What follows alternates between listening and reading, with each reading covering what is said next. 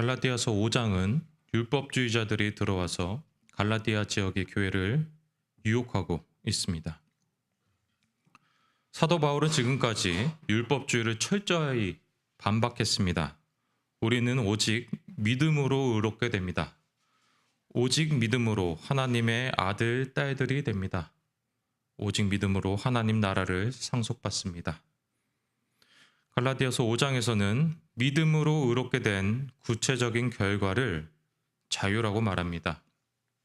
이 때문에 칼빈 목사님은 그리스도인의 자유를 칭의에 따라서 나오는 후속편이라고 표현합니다.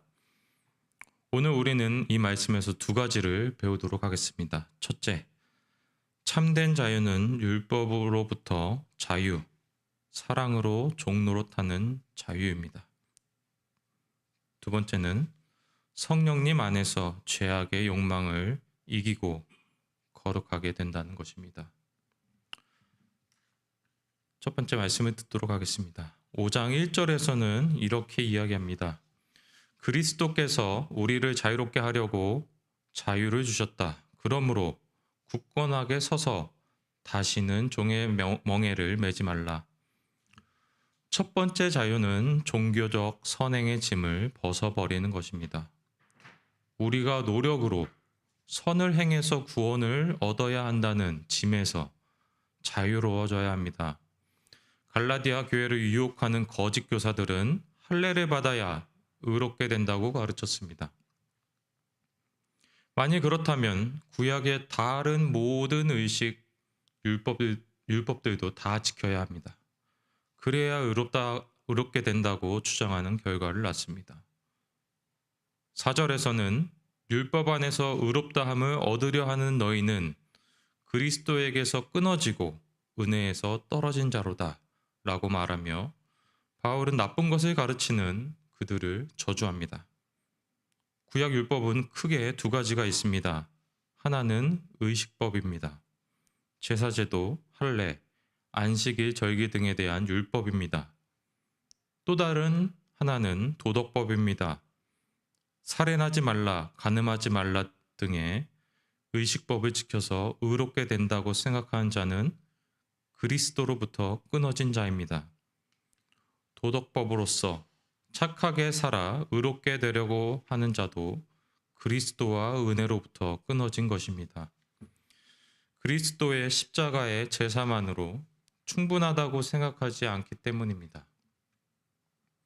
자기의 행동의 선함을 구원에 보태보려고 하는 사람은 하나님의 은혜로부터 끊어진 자들입니다.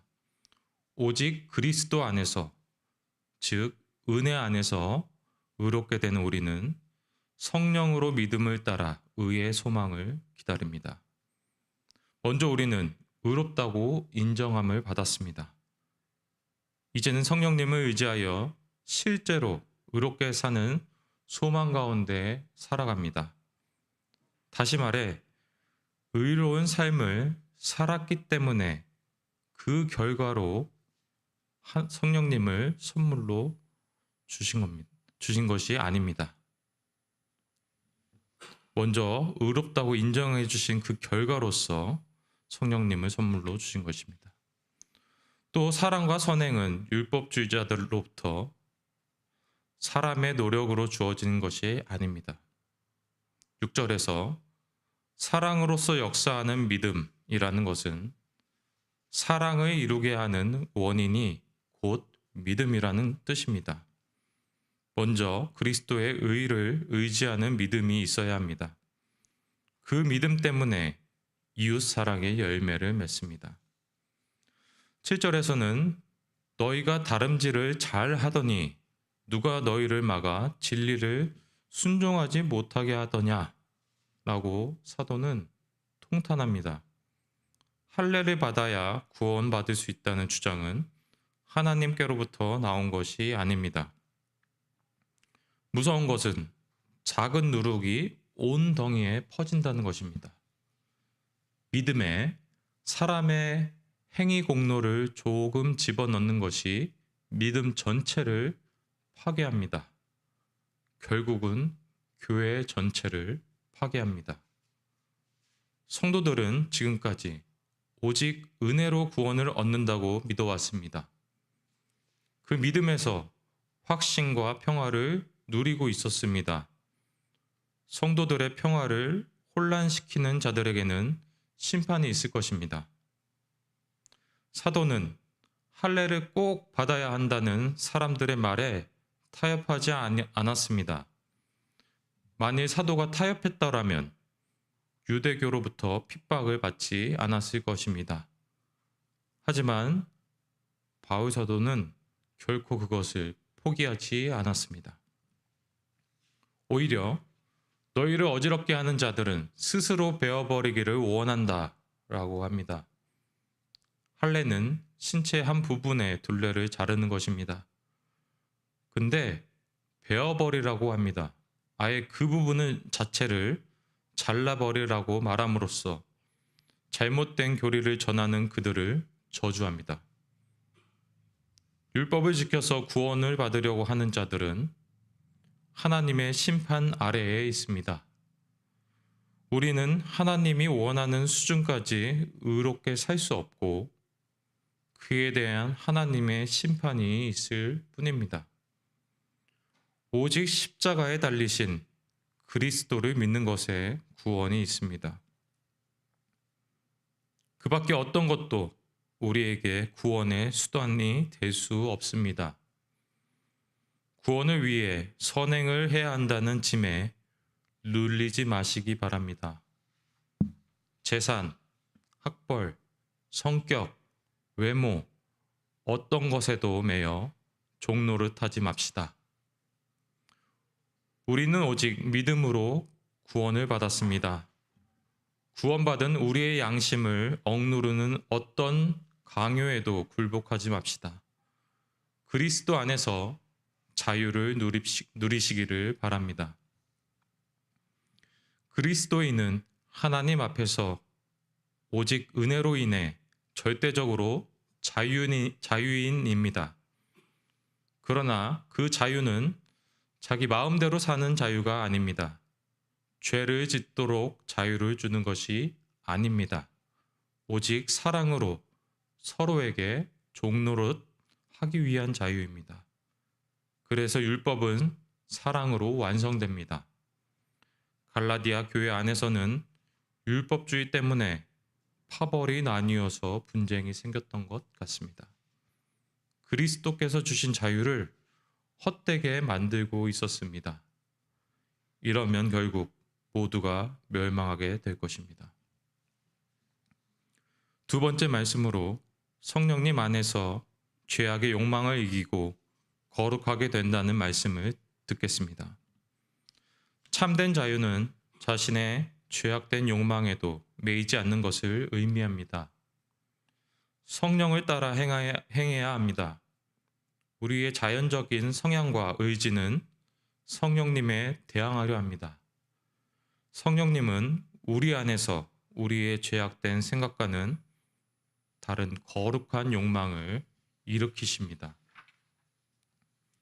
우리가 성령님께 순종하면 더 이상 율법 아래에 있지 않습니다. 율법의 지배를 받아서 율법이 두려워서 선을 행하는 것이 아닙니다. 성령님께서 일하셔서 자발적으로 기쁘게 선을 행할 마음을 주십니다. 종이 아닌 주인의 태도로 율법을 이루게 하십니다. 그리스도를 믿고 의롭게 된 사람 안에서는 성령님께서 열매를 맺으십니다. 성령님의 열매는 마음속의 상태나 성품으로 끝나지 않습니다. 오히려 하나님을 향한 믿음 때문에 사람들의 유익을 위해 행동하는 것입니다. 그러한 사람은 사랑, 기쁨, 평화, 온유, 절제 등을 행합니다.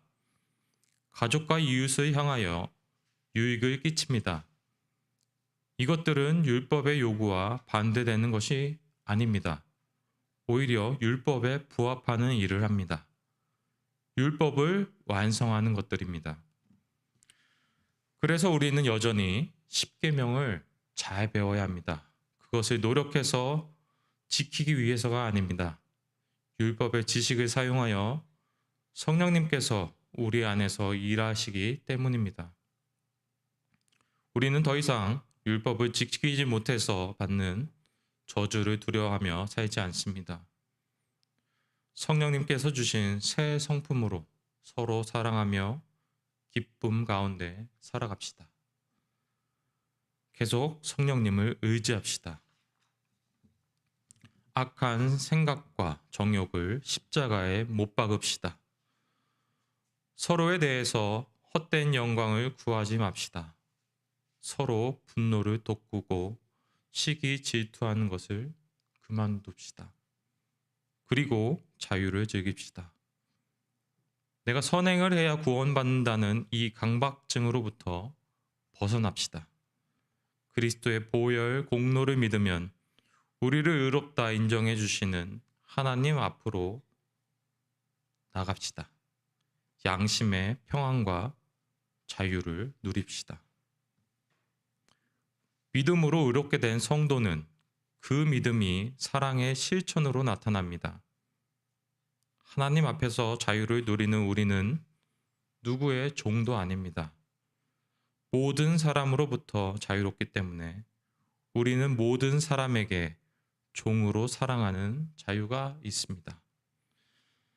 그러나 아직 우리 안에는 우리를 죄짓게 하는 우리의 본성의 경향이 있습니다. 성령님을 의지하여 그 생각들을 부인합시다. 성령님을 의지하여 말씀에 순종합시다.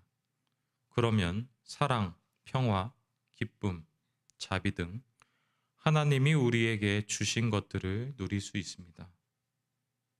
또 다른 사람과 관계에서 사랑, 평화, 기쁨, 오래 참음, 온유함 등이 있습니다.